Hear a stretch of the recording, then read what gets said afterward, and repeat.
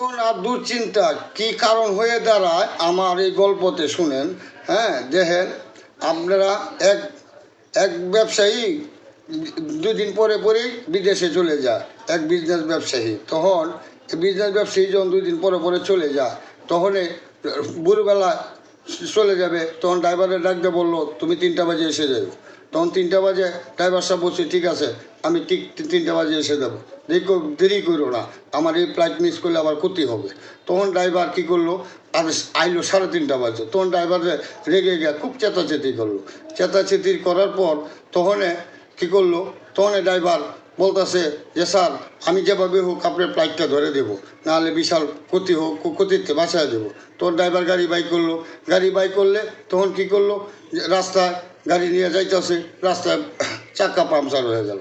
চাক্কা যখন পাংচার হয়ে গেল, তখন ড্রাইভার সাহেব আর কী করবো, তখন